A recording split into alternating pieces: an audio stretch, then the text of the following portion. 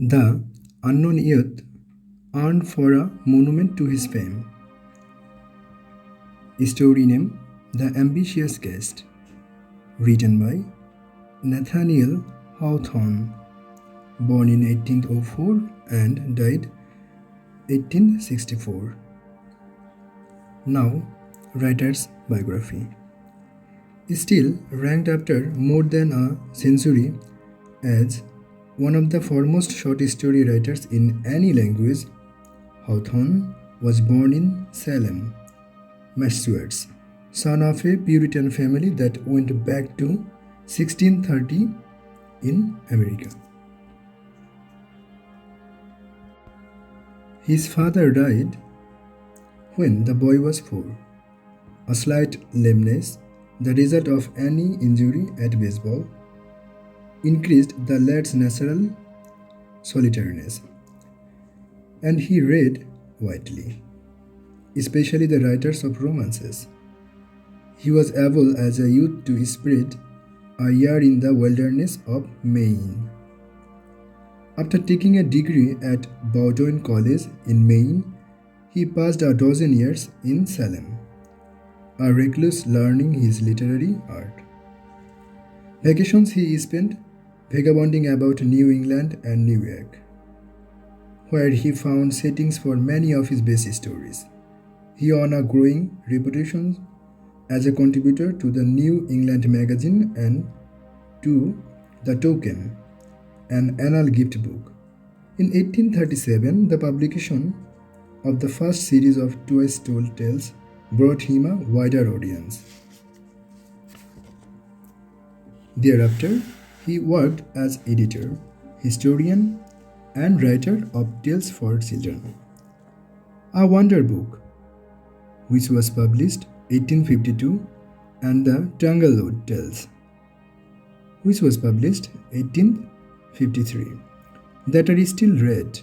From 1839 to 1841, he held a job in the Salem Custom House. He lived much of the time during the next year at Brockfram, a socialistic community which was to give him material for a novel. He married Sophia Peabody in 1842, and for the next 3 years they lived in the old manse at historic Concord, Massachusetts, as neighbors to the celebrated transcendentalist group that included Bronson Alcott, William Ailey Channing, Ralph Waldo Emerson, and Henry David Thoreau. Hawthorne returned to the Salem Custom House in 1845, and there came upon the inspiration for the Scarlet Letter, which was published 1850, which at once became a bestseller. His The House of Seven Gables, which was published 1851, was written in Pittsfield, Massachusetts, where his friend Herman Melville was at work on Moby Dick. Returning to Concord, Hawthorne wrote a campaign biography of his Bowdoin classmate Franklin Pierce and was rewarded with the consulship at Liverpool. For the next 7 years, he lived in England, except for a year in Italy. He returned to Concord in 1860. The Civil War affected him greatly and disturbed his flow of thought. 4 unfinished novels were published after his death. One of the Hawthorne's favorite themes was the ones who in life are seldom realized. This theme is ironically expressed in The Ambitious Guest, first published in the New England magazine, June 1835. His shorter pieces were published in Twice Told Tales, first series 1837, second series 1842, and The Snow Image and Other Twice Told Tales, which was published 1852. These had previously appeared in early American magazines. The Ambitious Guest. One September night, a family had gathered round their hearth and piled it high with the driftwood of mountain streams, the dry cones of the pine, and the splintered ruins of great trees that had come crashing down the precipice. Up the chimney roared the fire, and brightened the room with its broad blaze. The faces of the father and mother had a sober gladness. The children laughed. The eldest daughter was the image of happiness at 17, and the aged grandmother, who sat knitting in the warmest place, was the image of happiness grown old. They had found the heart's ace, in the bleakest spot of all New England.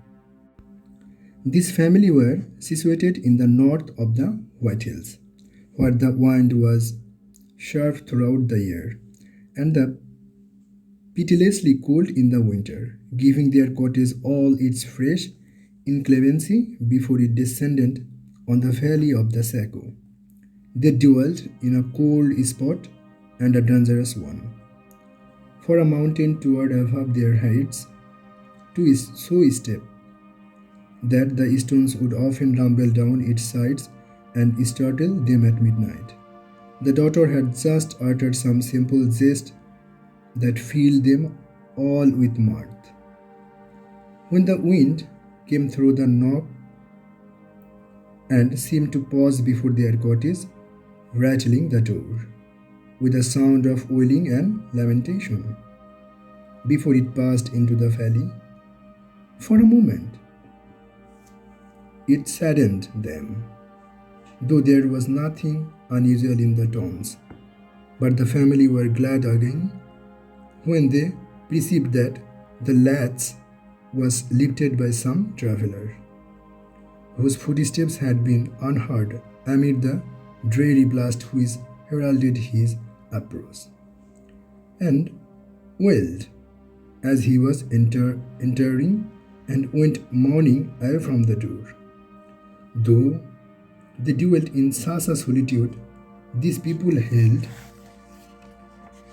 daily converse with the world. The romantic pass of the north is a great artery, though who is the lifeblood of internal commerce is continually throbbing between Maine on one side and the Green Mountains and the shores of the St. Lawrence on the other. The stagecoach always drew up before the door of the cottage.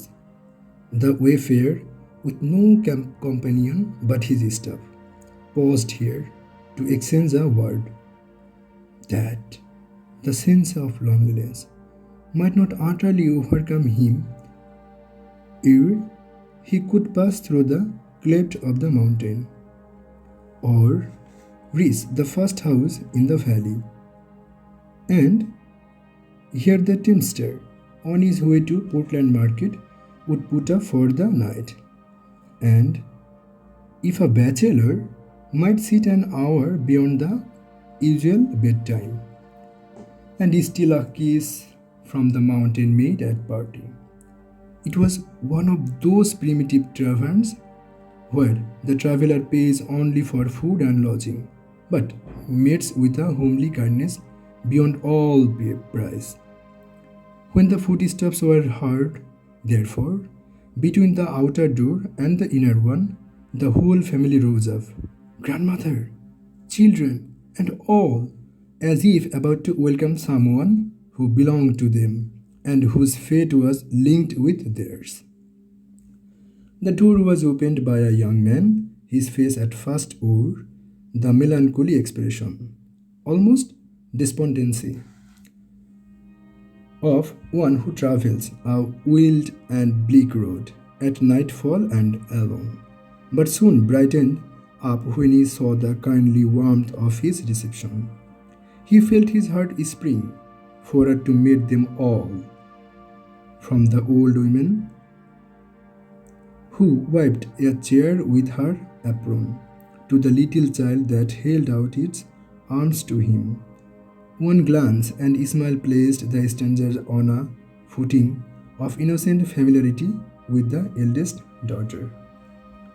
Ah, this fire is the right thing, cried he, especially when there is such a pleasant circle round it. I'm quite benumbed, for the notch is just like the pipe of a great pair of bellows. It has blown a terrible blast in my face all the way from Bartlett. Then you are going towards Vermont, said the master of the house, as he helped to take a light knapsack off the young man's shoulders. Yes, to Burlington, and far enough beyond, replied he. I mean to have been at Ethan Crawford's tonight. But a pedestrian lingers along such a road as his. It is no matter, for when I saw this good fire and all your cheerful faces, I felt as if you had kindled it on purpose for me, and were waiting my arrival. So I shall sit down among you and make myself at home. The frank-hearted stranger had just drawn his chair to the fire, when something like a heavy footstep was heard without, rushing down to the steep side of the mountain, as with long and rapid strides, and taking such a leap in passing the cottage as to strike the opposite precipice. The family held their breath because they knew the sound, and their guest held by his instinct. The old mountain has thrown a stone at us. For fear we should forget him, said the landlord, recovering himself. He sometimes nods his head and threatens to come down, but we are all the neighbors, and agree together pretty well upon the whole. Besides, we have a sure place of refuge, hard, but if he should be coming in good earnest. Let us now suppose the stranger to have finished his supper of bear's meat, and by his natural felicity of manner to have placed himself on a footing of kindness with the whole family, so that they talked as freely together as if he belonged to their mountain broad. He was of a proud, yet gentle spirit, haughty and reserved among the rich and great, but ever ready to stoop his head to the lowly cottage door, and be like a brother or a son at the poor man's fireside. In the household of the North, he found warmth and simplicity of feeling, the pervading intelligence of New England, and a poetry of native growth, which they had gathered when they little thought of it from the mountain peaks and seasons. And at the very threshold of their romantic and dangerous abode, he had travelled far and alone. His whole life, indeed, had been a solitary path, for, with the lofty caution of his nature, he had kept himself apart from those who might otherwise have been his companions. The family, too, though so kind and hospitable, had that consciousness of unity among themselves and separation from the world at large, which, in every domestic circle, should still keep a holy place where no stranger may intrude. But this evening a prophetic sympathy impelled the refined and educated youth to pour out his heart before the simple mountains, and constrained them to answer him with the same free confidence. And thus it should have been. Is not the kindred of a common fate a closer tie than that of birth? The secret of the young man's character was a high and abstracted ambition. He could have grown to live an undistinguished life, but not to be forgotten in the grave. Earning desire had been transformed to hope, and hope, long cherished, had become like certainty that, obscurely as he journeyed now, a glory was to beam on all his pathway, though not, perhaps, while he was treading it, but when posterity should gaze back into the gloom of what was now the present, they would trace the brightness of his footstep, brightening as manner glories faded, and confess that a gifted one had passed from his candle to his tomb with none to recognize him. As yet, cried the stranger, his cheek glowing and his eye flashing with enthusiasm. As yet, I have done nothing. Were I to vanish from the earth tomorrow, none would know so much of me as you, that a nameless youth came up at nightfall from the valley of the Saco, and opened his heart to you in the evening, and passed through the knots by sunrise, and was seen no more. Not a soul would ask, who was he? Whither did the wanderer go? But I cannot die till I have achieved my destiny. Then let death come. I shall have built my mountain. There was a continual flow of natural emotion, oozing forth amid abstracted reverie, which enabled the family to understand this young man's sentiments, though so foreign from their own, with quick sensibility of the ludicrous. He blushed at the order into which he had been betrayed. You laugh at me, said he, taking the eldest daughter's hand and laughing himself. You think my ambition as nonsensical as if I were to freeze myself to death on the top of Mount Washington, only that people might spy at me from the country round about. And truly, that would be a noble pedestal for a man's statue. It is better to sit here by this fire, answered the girl, blushing, and be comfortable and contented, though nobody thinks about us. I suppose, said her father, after a fit of musing. There is something natural in what the young man says, and if my mind had been turned that way, I might have felt just the same. It is strange, wife, how his talk has set my head running on things that are pretty certain never to come to pass. Perhaps they may, observed the wife. Is a man thinking what he will do when he is a widower? No, no, cried he, replying the idea with reproachful kindness. When I think of your death, Esther, I think of mine too. But I was wishing we had a good farm in Bartlett, or Bethlehem, or Littleton, or some other township round the White Mountains, but not where they could tumble on our heads. I should want to stand well with my neighbors and be called squire, and sent to General Court for a term or two.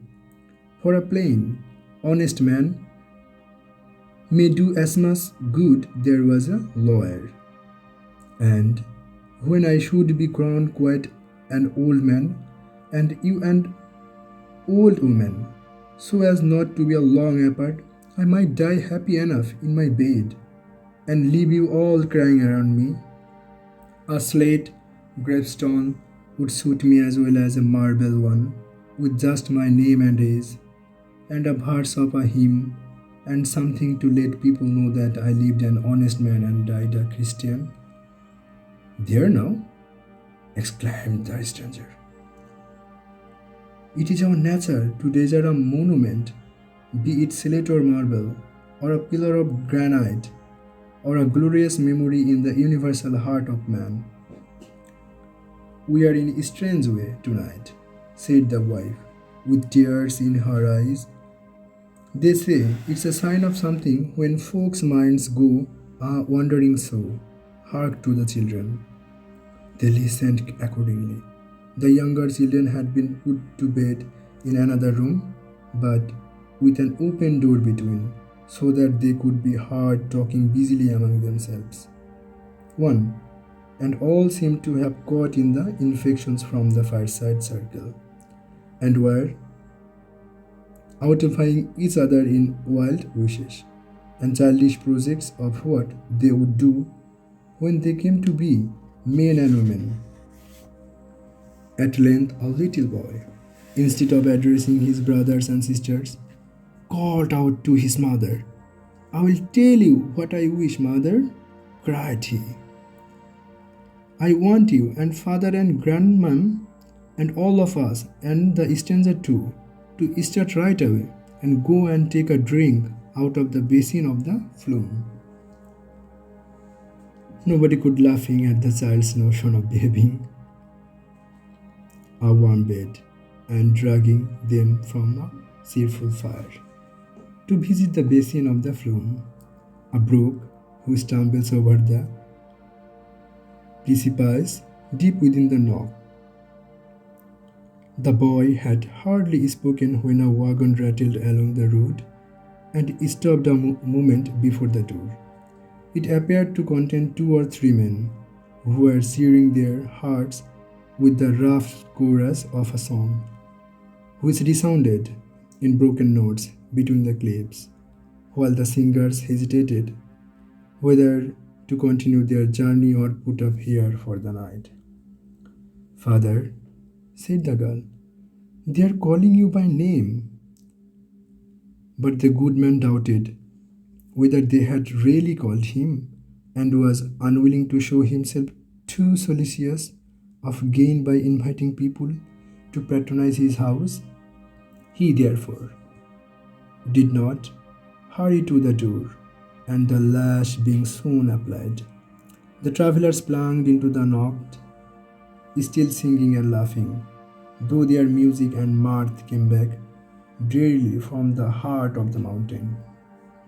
"Dear mother," cried the boy again. "They would have given us a ride to the flume." Again they laughed at the child's pertinacious fancy for a night ramble. But it happened that a light cloud passed over the daughter's spirit. She looked gravely into the fire and drew a breath that was almost a sigh. It forced its way, in spite of a little struggle to repress it. Then, starting and blushing, she looked quickly round the circle, as if they had caught a glimpse into her bosom. The stranger asked what she had been thinking of. "Nothing," answered she, with a downcast smile. "Only I felt lonesome just then." "Oh, I have always had a gift of feeling what is in other people's hearts," said he, half seriously. "Shall I tell the secrets of yours? For I know what to think when a young girl shivers by a warm hearth and complains of lonesomeness." Yet her mother said, "Shall I put this feeling into words?" They would not be a girl's feelings any longer, if they could be put into words, replied the mountain nymph, laughing, but avoiding his eye. All this was said apart. Perhaps a germ of love was springing in their hearts, so pure that it might blossom in paradise, since it could not be matured on earth. For women worship such gentle dignity as his, and the proud, contemplative, yet kindly soul is offensed captivated by simplicity like hers. But while they spoke softly, and he was washing the happy sadness, the light, some shadows, the shy yearnings of a maiden's nature, the wind through the knocks took a deeper and drearier sound. It seemed, as the fanciful stranger said, like the choral strain of spirits of the blast, who in old Indian times had their dwellings among these mountains, and made their heights and recesses a sacred region. There was a well along the road, as if a funeral were passing. To chase away the gloom, the family threw pine branches on their fire, till the dry leaves crackled and the flame arose, discovering once again a sense of peace and humble happiness. The light hovered about them fondly and cared them all. There were the little faces of the children, peeping from their bed apart, and here the father's fame of strength, the mother's subdued and careful mien, the high-browed youth, the budding girl, and the good old grandam, still knitting in the warmest place. The aged woman looked up from her task, and, with fingers ever busy, was the next to speak. Old folks have their notions, said he, as well as young ones. You have been wishing and planning, and letting your heads run one thing and another, till you have set my mind a wandering too. Now, what should an old woman wish for, when she can go but a step or two before she comes to her grave? Children, it will haunt me night and day till I tell you. What is it, mother? Cried the husband and wife at once. Then the old woman, with an air of mystery, which drew the circle closer round the fire, informed them that she had provided her grave clothes some years before. A nice linen shroud, a cap with a muslin ruff, and everything of a finer sort than she had worn since her wedding day. But this evening, an old superstition had strangely recurred to her. It used to be said, in her younger days, that if anything were amiss with a corpse, if only the ruff were not smooth, or the cap didn't set right, the corpse in the coffin and beneath the clothes would strive to put up his cold hands and arrange it. The bare thought made her nervous. Don't talk so, grandmother, said the girl, shuddering. Now, continued the old woman, with singular earnestness, yet smiling strangely at her own folly. I want one of you, my children, when your mother is dressed and in the coffin. I want one of you to hold a looking glass over my face. Who knows, but I may take a glimpse at myself and see whether it's all right. Old and young, we dream of graves and monuments, murmured the stranger youth. I wonder how mariners feel when the ship is sinking and they, unknown and undistinguished, are to be buried together in the ocean, that wide and nameless sepulchre. For a moment, the old woman's ghastly conception so engrossed the minds of her hearers that a sound abrupt in the night, rising like the roar of a blast, had grown broad, deep, and terrible before the fated group were conscious of it. The house and all within it trembled. The foundations of the earth seemed to be shaken, as if this awful sound were the peal of the last trump.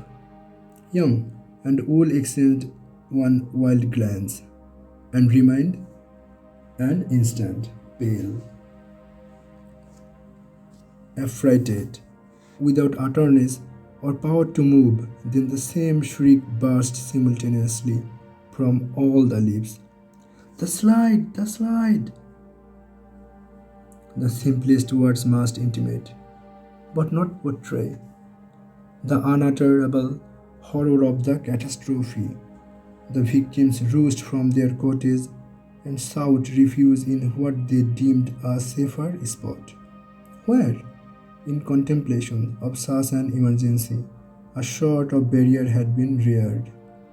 Alas, they had quitted their security and fled right into the pathway of destruction.